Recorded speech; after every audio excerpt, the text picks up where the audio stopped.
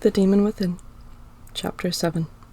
I lay there, feeling the flames lash out at me, the soothing rain coming in from the window, dozing the fire slowly, but the damage was already done. I had tried to heal what I could, forcing every last bit of my magic I had to the surface, but it did nothing except throw me into my demon form and cause even more pain. I had my right wing pinned behind me in the wall. My left was flopped over me, barely moving the violent flames. My tail lay limp behind me, but it weighed on the side of the door, gently swinging it open before it slid off, sending a shock wave of pain through my body before I returned to laying still, dozed in pain as the rain continued to pour. I could feel the wind blowing in the room, and it felt so sharp against my wounds. I looked up, my face feeling warm with the blood that soaked it, and then cold and sore with the tightness of the burns. My jaw felt uncomfortable, and the shards of my teeth only did more damage, cutting my mouth with every struggled intake of air. And worst of all, I didn't want to fight it. I looked out the window, the rain hitting my face with soothing sparks of dampness. I could see the stars through the clouds now as the storm started to dissipate. The moon shone so brightly just under the clouds against the horizon, and I wondered if it would turn purple again. And if it did, would that mean I had a chance? A low gleam of purple caught my eyes. The crystal of my necklace sat beside my head, dimly glowing with what little magic I had left. It made me think back to Star, the kindness of her magic, wishing for the warmth of her healing magic to flow through me again. As much as I despised her help, I just wanted to feel her magic again, to know that she was okay, that she was strong. The room went dark, dimly lit by the fading moonlight as the last of the fire fades. I'm sure the rain helped, but I knew it was because you can only control your flame from such great distances, which meant Curlia was on her way to the city and flying fast, and I couldn't do anything to save them. I closed my eyes slowly, a pain inside me wanting me to fight, but I couldn't. I closed my eyes slowly, a pain inside me wanting me to fight, but I couldn't. I had to let go this time. Emma, please! I heard my aunt screaming, her voice choking on tears, and along with the familiar yet foreign, warming feeling that flowed through me, I began to come back from the darkened place in my mind, where I had not yet passed, but I was so close. So close. I didn't understand if I felt relief or dread as I started becoming hyper-aware of my body again. A scratchy blanket wrapped around my pained body, a healing magic much like stars that flowed through my limbs. My wings limp, yet pressed tightly against the arms of my aunt. I opened my eyes, focusing on an oddly bright white light just behind me. It was tall and looked so soft. I stared at it, trying to figure out what it was, but my mind wandered, wondering why I was alive, why I was saved once again, why after everything that I was still here. Yet, I was grateful. I had another chance. There you go, Emma. Come on, come back. Tears filled my eyes for a reason I had yet to figure out. Why was I here? Why was I laying in a blanket in my aunt's arms? Why did I miss Star's healing magic so much, and why did my body feel so jittery now? I closed my eyes, everything seeming just a little too much. I could still slip away, right? Let go of the pain that riddled my limbs. Emma! I flinched, my eyes opening wide again. Come on, hon, you can't go back to sleep. Stay with me. I squint, not wanting to let this blinding light fill my eyes any longer. God damn it, what the hell was so bright? I struggled to move, wanting to turn away from it at least, but she pulled me closer. I mean, it worked. I couldn't see the blinding light anymore. My clothing ruffled against my wings as she moved me. It was oddly calming to know I was in my comfortable pajamas as I recovered. It hurts, I mumbled, not really knowing what to say, what was going on. I just knew I was in my aunt's arms. She was crying, and it slowly started to feel better the longer I held on. I know, hon, I'm trying. I felt the jittery feeling pulse through my body, my energy fighting with my body to reach my head. I turned my head, wanting to do something. I was met with my backpack in front of me, leaning against the bed frame with some sticky notes sticking out of the front pocket. They were such a familiar green.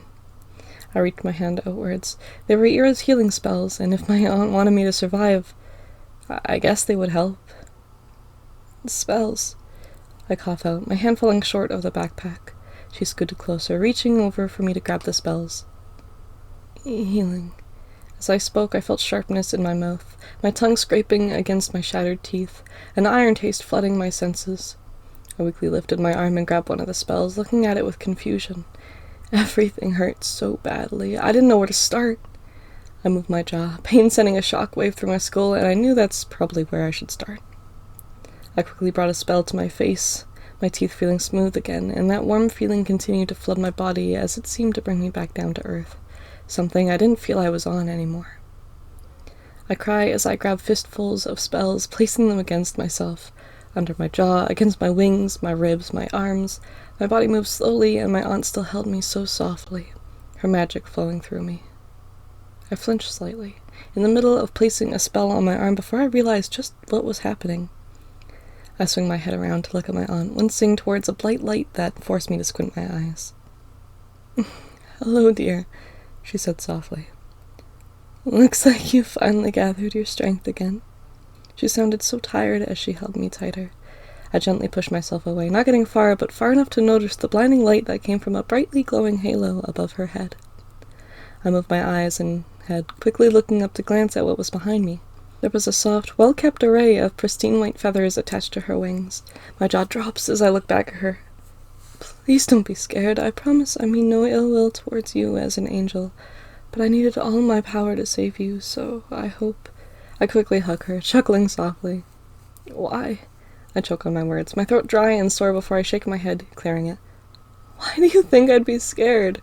Or that you'd hurt me, your family, and if you think that I'm going to start hating you just because you're an angel, then you're very wrong," I say, huffing slightly, pushing myself to take hold of the energy that flowed through me, pulling me back to my own surface, pulling me from the place in my mind that I had struggled to step out from for a very long time. "Oh, Emma," she said softly, "your father taught you so well."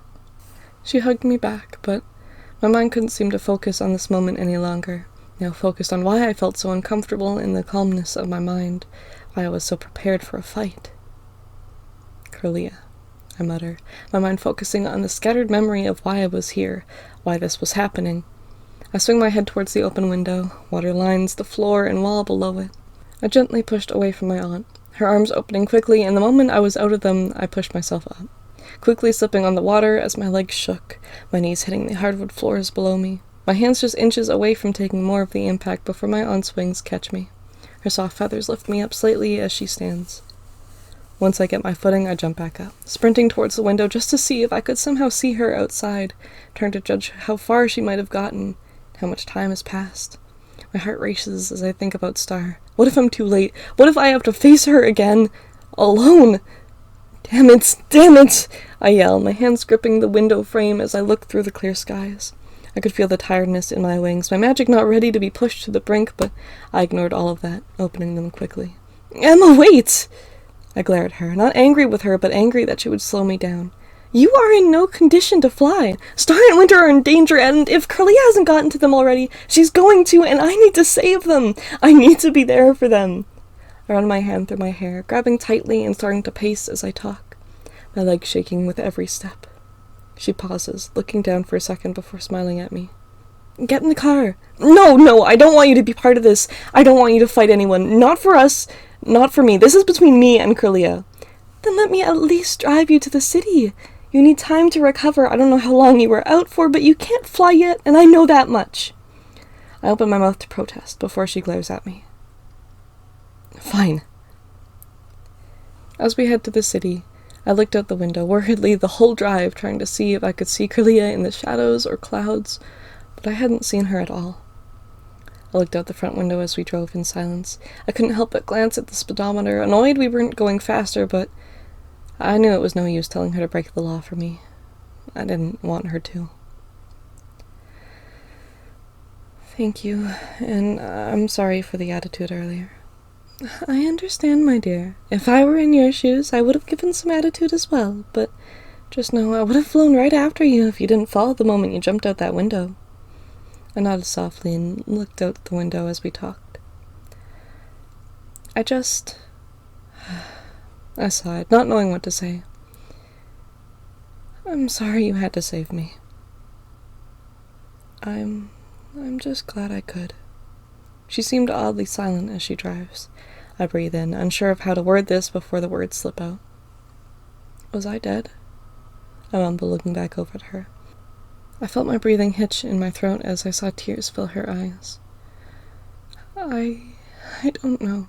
She shakes her head, clearing her throat as she blinks away tears. Maybe it was because I was panicking, but... You couldn't find a pulse? She nodded as I finished her sentence. I pull the rim of my sweater away, confused as I don't see another revival mark. I look down at my arms and my legs, and there is nothing, not even scarring from Curlia's fire. Your healing is remarkable, I say, smiling at her. I don't think I see a single burn mark left. Yeah, she sniffles before clearing her throat again, a little stronger this time. Yeah, we heal much better than spells do if we can, and no offense to Star or yourself, but a demon's healing will always leave a scar. I nodded. You clothed me, though. I mean, I'm grateful, but I must have been out for some time. I looked past my sweater at my PJ pants. I used a spell, too, hoping a little extra warmth would help you wake up, or at least make you feel a little more comfortable once you woke up. You must know a lot of spells off by heart, then. Well, it was just a simple teleportation spell, but thank you. We sat in silence again, and I watched the skies, hoping we were ahead of Curlia. Alrighty, she says, coming up to our block. I quickly open the door, having had the time to regain my energy. Emma, don't! I jump out of our car, opening my wings and slamming it shut behind me. Head home! I don't want you found by Curlia, please! I yell, flying ahead of the car. Easily going 40 kilometers an hour when this was only a 30 zone. I didn't even let her speak before I flew off the rest of the distance to the house. I felt the cold wind around my wings, the air still damp from the storm, but I quickly readied myself for the harsh landing as I flew towards the house. I didn't even try and slow down. I plant my feet, almost falling on my face as I slip on the pavement, slamming into the door and quickly trying to open it, just to bang harshly on it once I noticed it was locked. Starine! I yell, my voice cracking, desperate for her to open the door. I heard fast footsteps, which made my heart pound in my chest. I couldn't tell who it was. God, I hoped it was her. Then I heard a second set, louder, Winter's. A wide smile spread across my face as I heard the door unlock, swinging it open before she could even open it herself. Emma, I jump into her arms, hugging her tightly with tears streaming down my face. I couldn't even get any words out before I started sobbing, my fear dying down quickly, turning to relief. Starine, you're okay, I say through sobs, holding her tightly, her shirt tight in my fists. And Winter, you're okay too! I look past her, smiling at him. He looks at me, fear in his eyes, but also thankful relief that matched Star's expression almost perfectly. Emma, Star said softly, her voice cracking. Emma, you're okay, you're... Free, Winter says quickly. You got rid of her. My crystal started glowing randomly, and I had this really bad feeling, and I thought you were dead. I hug Star tighter before she pushes me away gently. Starine! I choke on my words, not wanting to tell her I was. I shake my head and look at Winter, focusing on his words instead. Winter, she's not gone. I struggle, not knowing how to explain it to all of them. I bite my tongue and look angrily at the ground, gripping my necklace tightly. Curlia. I run my hand through my hair as I look at Star, tears still streaming down my face. No, Winter says suddenly, his left eye turning black as his ears go back. I flinch as the muscles on his face twitch. I take a step back, scared of him as he seems to stare through me, my fear growing quickly as I hear footsteps behind me. But as I backed into someone, I couldn't help but feel a chill strike through my body, my tail going stiff.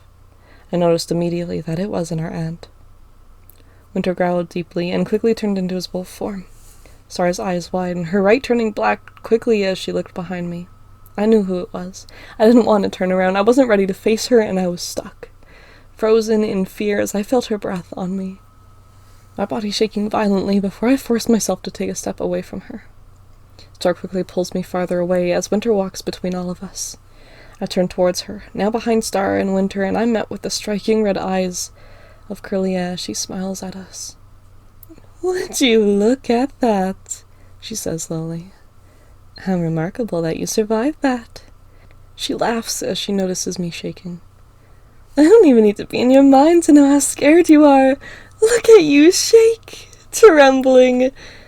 She was right, and as I stared into her eyes, fearful, shaking like a baby, frozen and unable to take my gaze away from her.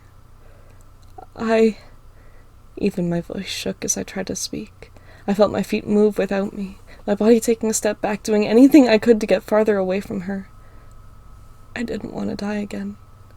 Not to her fire again. My skin felt so tight, so cold. I'm sorry, Star. I mumble as my feet move again. Another step away from her before I close my eyes quickly, turning and racing away and up the stairs. My breathing quick, my eyes darkened, my magic pulsing in such a way that even it wanted to escape.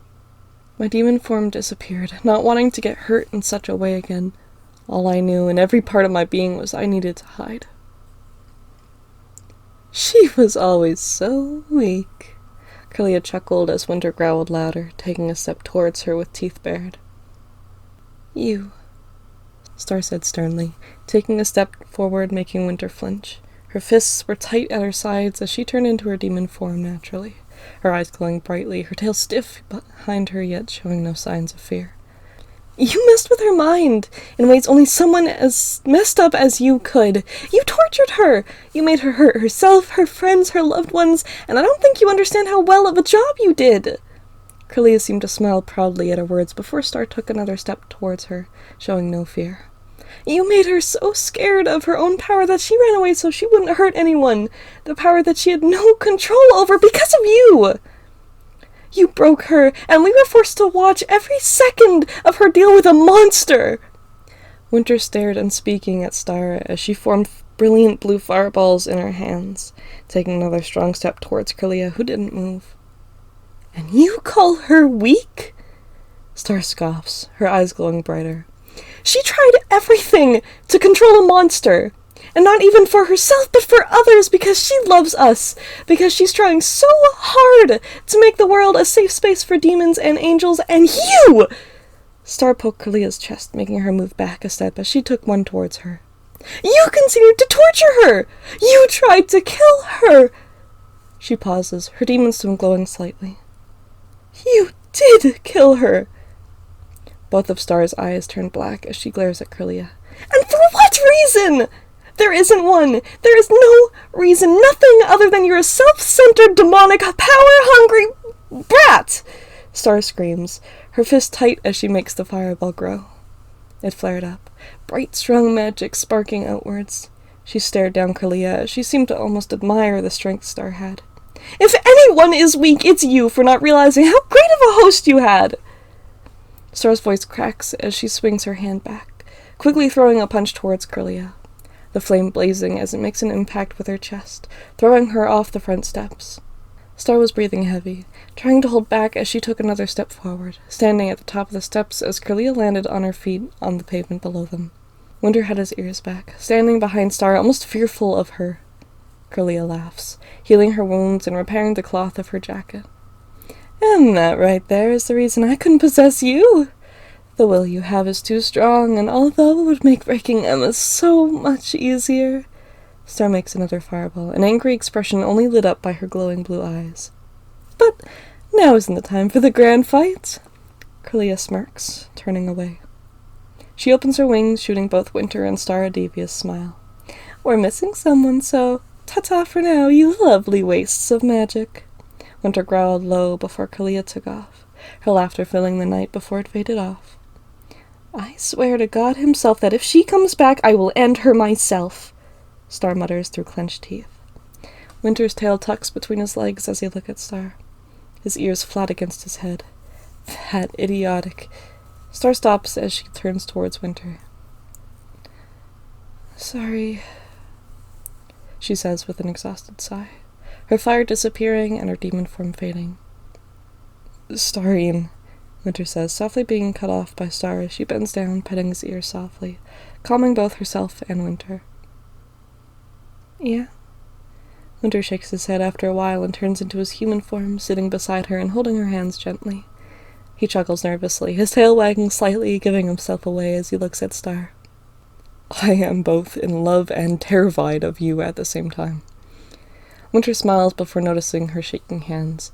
He calmly pulls her towards him, hugging her tightly. I didn't mean to be that mean, Star said softly, looking into the sky. She deserved so much of that and more. He calmly runs his hand up and down Star's back as her shaking starts to calm down. Are you gonna be okay? Star nods softly. You know we're gonna have to fight her soon. Are you going to be okay to do that? She goes quiet, unmoving as he continues to caress her back. There was a long pause before she looked up at Winter with a solemn expression on her face before she looked back down at the ground, nodding softly. And you know we can't just send her to hell. She nodded quickly. Is there a spell you can use? Make it less painful for her? Winter smiled at her, admiring her humanity even if she's caused us so much pain already. Yeah, I think so. It'll be a lot like the one Ava used, but I know how to make it painless, if I have to, Winter said, rolling his eyes sarcastically. Star sits upright, glaring at him before gently punching his arm. I was joking, don't worry. I know. Thank you, Star said softly, sighing before starting to stand up. Come on, let's go make sure Emma's okay. I could hear them walk into the room behind me. My body was shaking, my legs tight at my chest, and dust covered my side as I lay under the bed. My ear was pressed tightly against the floor, and I was right over where everything happened. Tears streamed down my face as I sobbed almost silently. Where is she? Star said softly, taking a few steps into the room. Emma. I could hear Winter's slightly heavier footsteps come towards the bed, then a soft thud as his knees hit the ground behind me.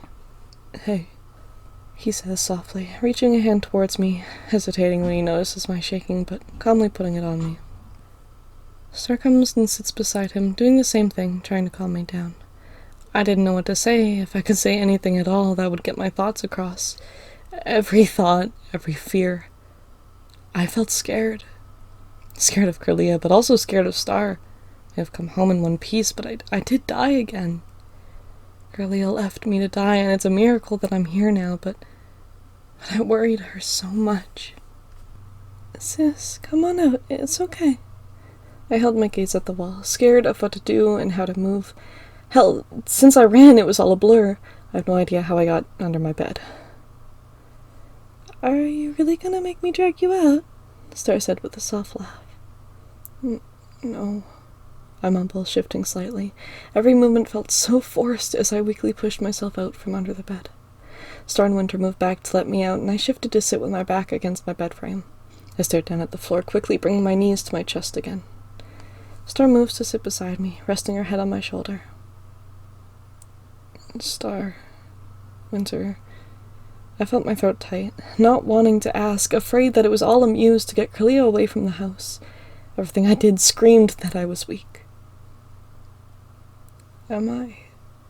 How? Why do you think I'm not weak? Emma! Star said, quickly cutting me off before I could bring myself down even more. I don't understand why you think you are weak. But I ran away. Because you were terrified of someone who murdered you! Star yelled, glaring at me sternly before calming down and sitting with her back against the bed frame as well. You still came back for us, to warn us. You are always trying to push yourself to help us, to protect us. Even after dying, for the second time, mind you. I groaned, putting my head on my knees.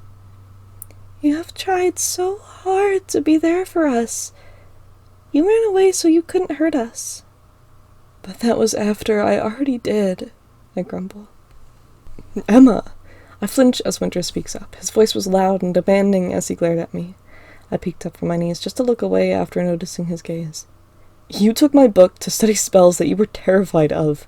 You studied them to make sure we would be safe in the end. We all know you never study. Like, ever. Winter said, snickering, trying to lighten the mood.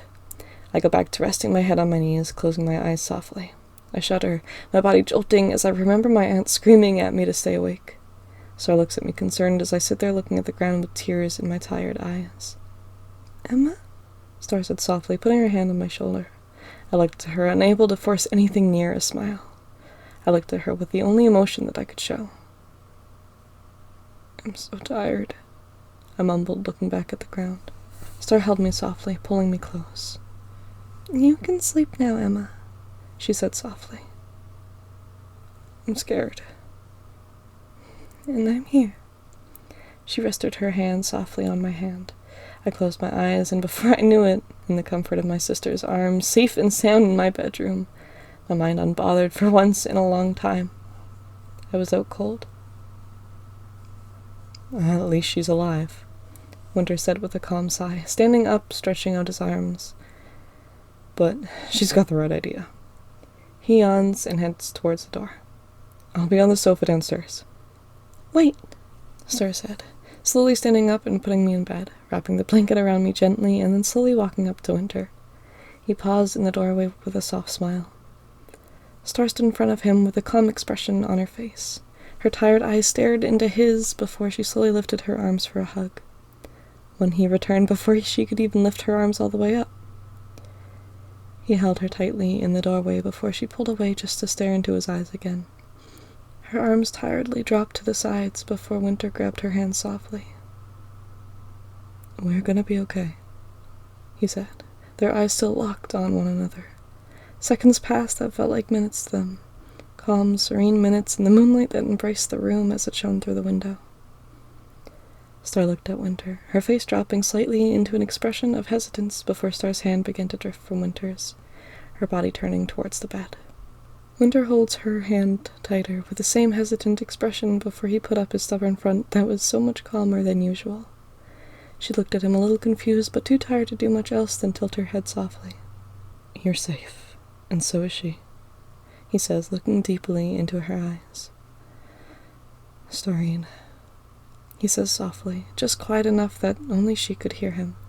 His voice stops her from turning away again. I love you, and I promise I will do everything I can to protect you. Before Star could think of a response, he pulled her just a little bit closer and planted a soft kiss on her forehead. She stood there, almost dumbfounded as he moved away. Rest now, he said, softly as he turned, finally letting go of her hand and heading out the door. And she stood there, her hand lifted slightly, not wanting to let go of his. Her face was red yet shadowed by the moonlight. I love you too, she mumbles, her voice quiet yet cracking under the fatigue. She continued to stand there, soaking in the moment and moonlight, only able to hope that he heard her. And it wasn't until she noticed herself swaying that she turned and went to bed herself.